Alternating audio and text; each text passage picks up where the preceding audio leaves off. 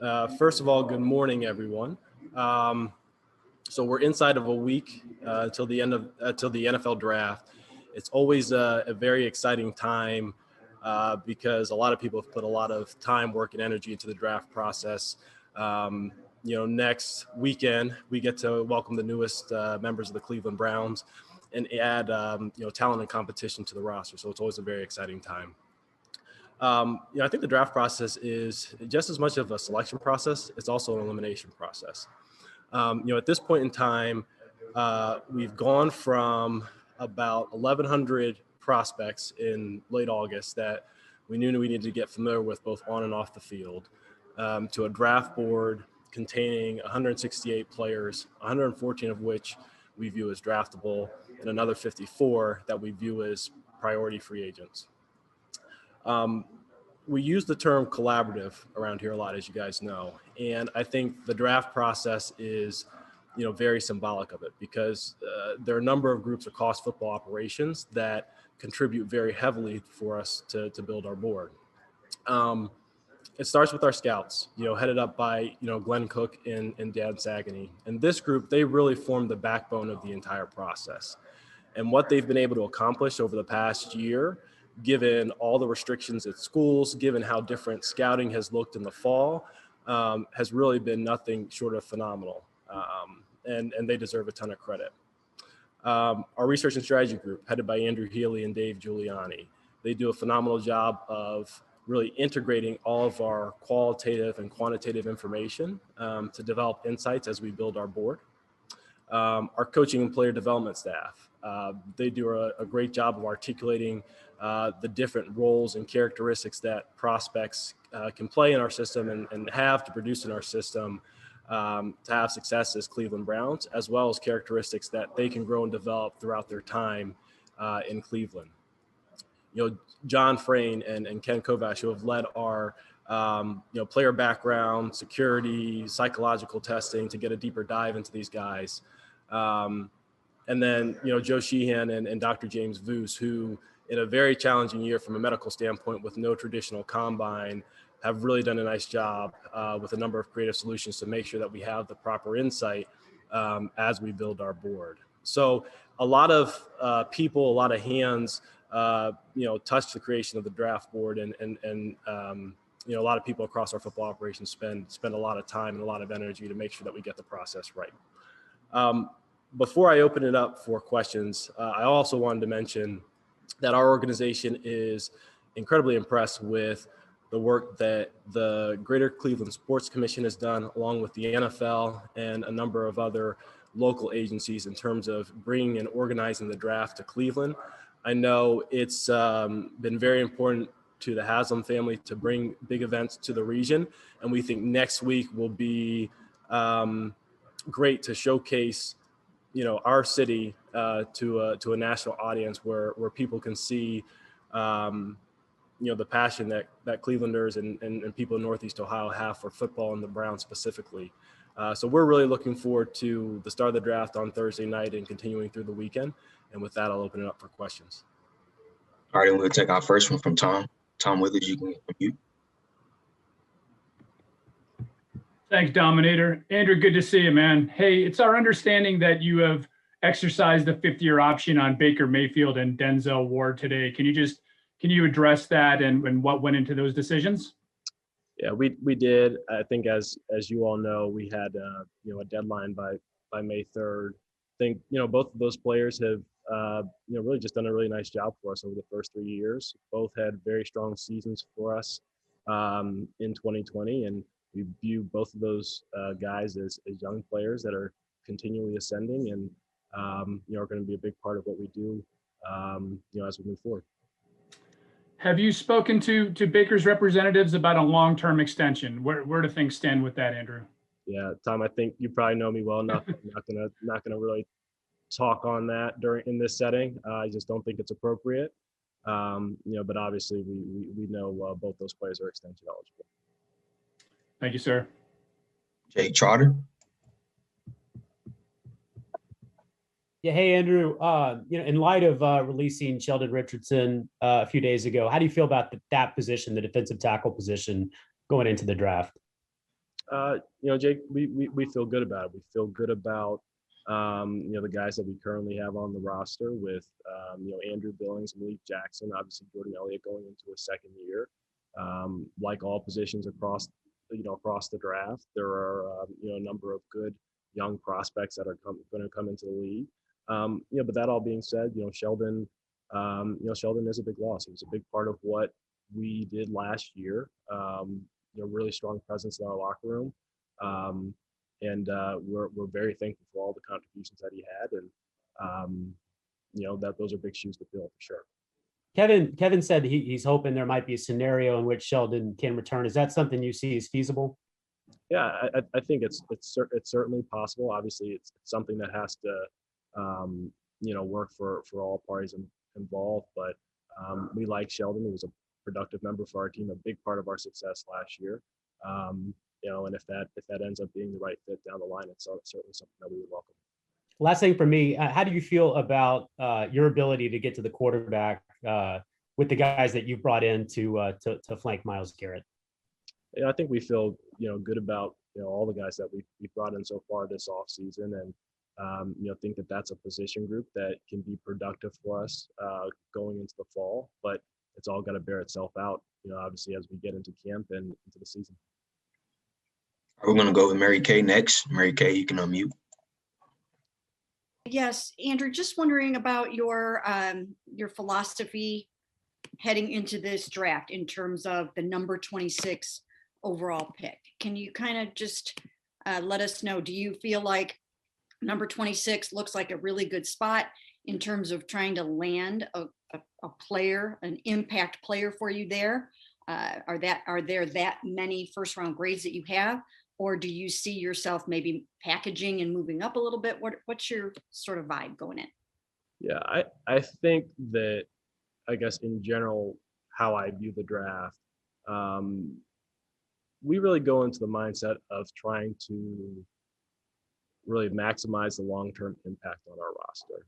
It's less about, call it, filling a need or some level of, instant gratification on the roster, and more about a longer term focus on the team.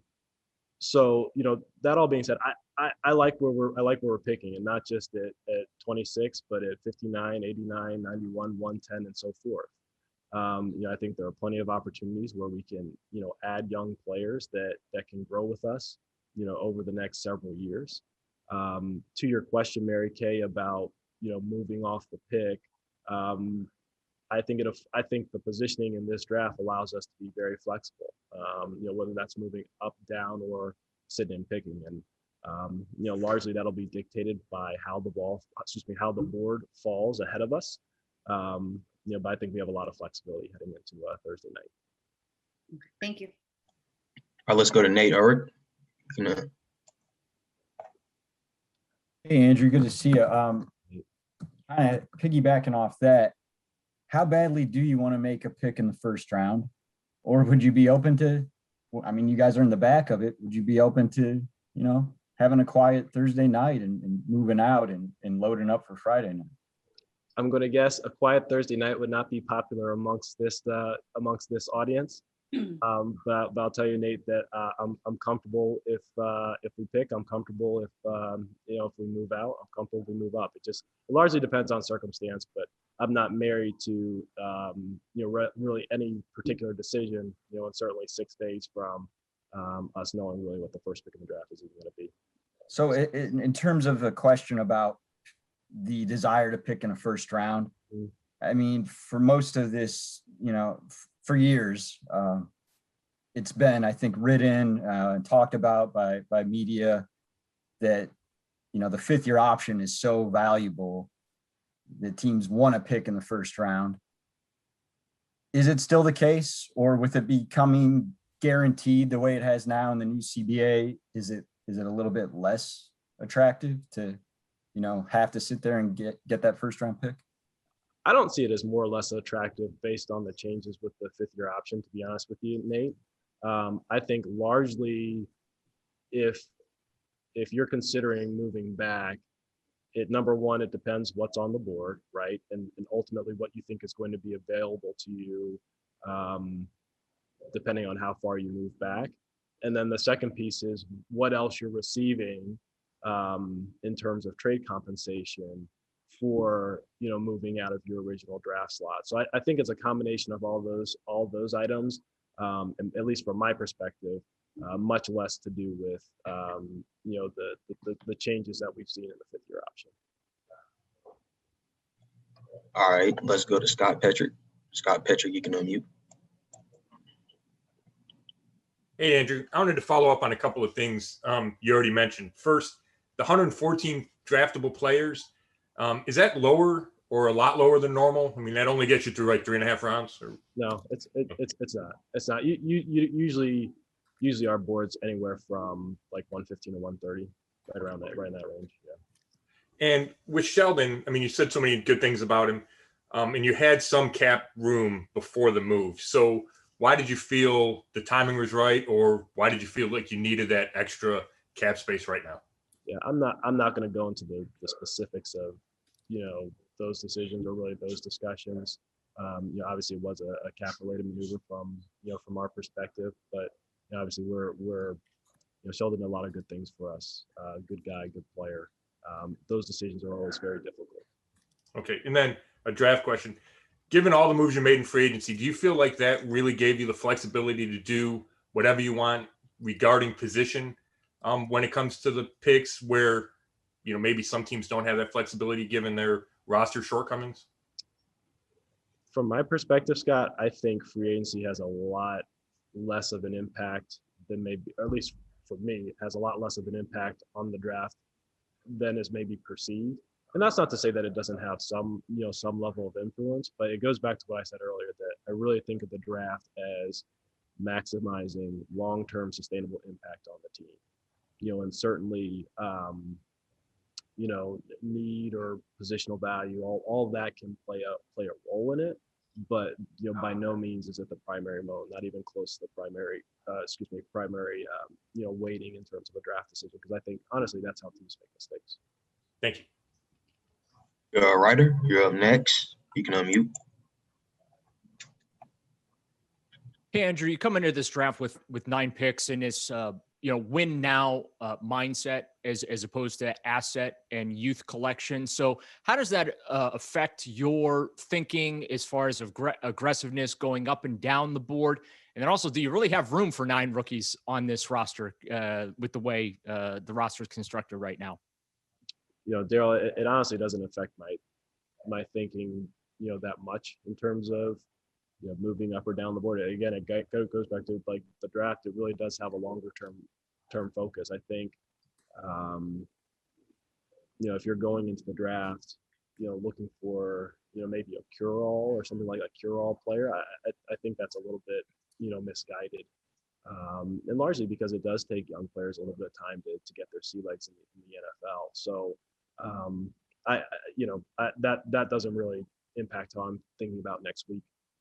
And then in terms of 9 rookies potentially making the team or being on the roster, no, I don't really see a problem with that. I think we want to add competition, and if players earn jobs and show themselves ready to contribute, they'll be on the roster. But I think it's far too early. We're April 23rd to say with any degree of certainty what the team's going to look like once we come into August. And then I was wondering if you could just kind of touch on the fact that the draft is going to be in Cleveland next week, and the focus can be on the city and, not the struggles of the Browns, since, the Browns are on the uptick coming off a great season. And as you alluded to, you're not going into the draft looking for that franchise savior now. Could you just kind of touch on the overall aspect of, having the draft here and the atmosphere that's going to be around it? Yeah, I think what I'm most excited for is for the nation to see the passion of the region. And honestly, for them to see what we all appreciate so much about the city, why we love Cleveland so much, and really just the passion of our fan base. I'm excited for Browns fans to, be very loud and visible next Thursday, Friday, and Saturday, and really just for the whole nation to see our beautiful city. All right, let's go to Jeff Shadell. Jeff, you can unmute. You should be good to go. Andrew, you say you don't go into the draft, you like looking for depth, but how different is it for you this year when last year you knew you had to get that left tackle, and this year you don't really need a specific position? Yeah, so I guess maybe two thoughts there. It's certainly always nice when a particularly need lines with your draft slot, for sure, Jeff.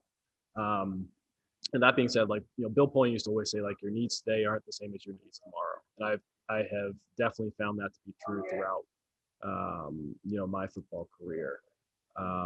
So, again, I think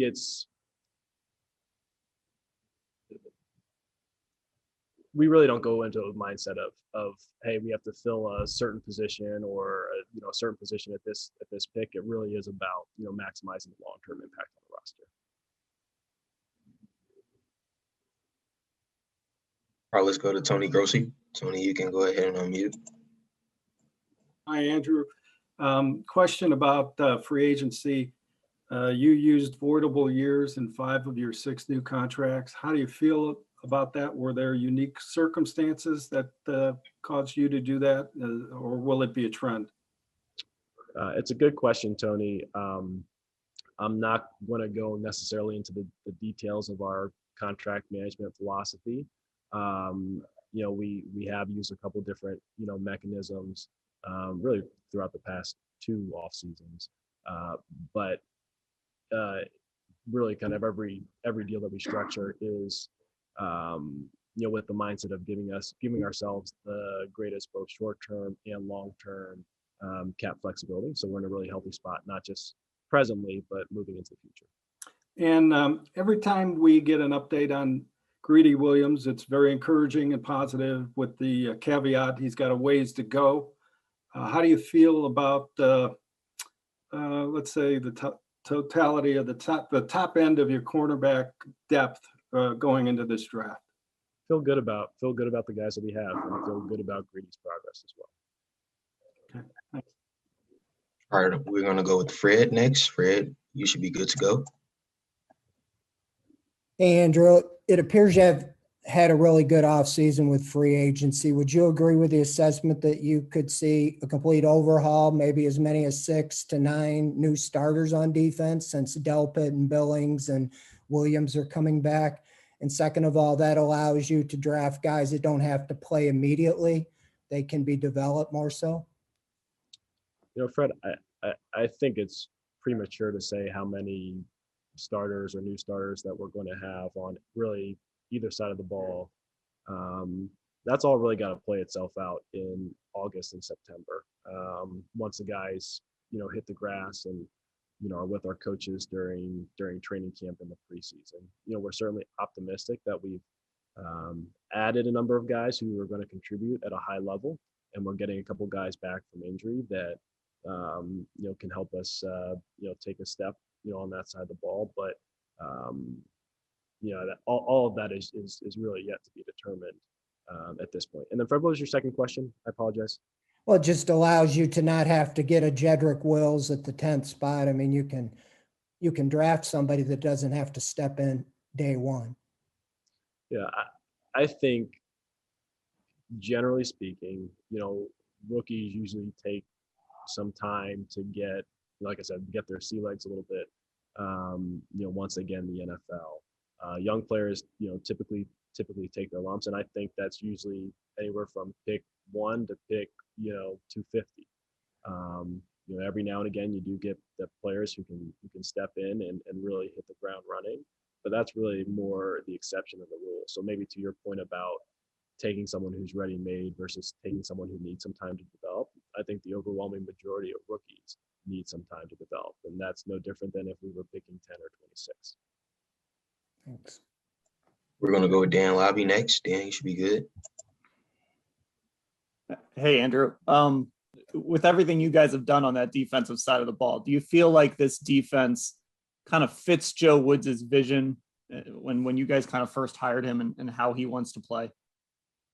Dan, that's a good question, and you're right. We always do strive as a front office group to make sure that we're building the roster in line with the style in which our coaching staff wants to play.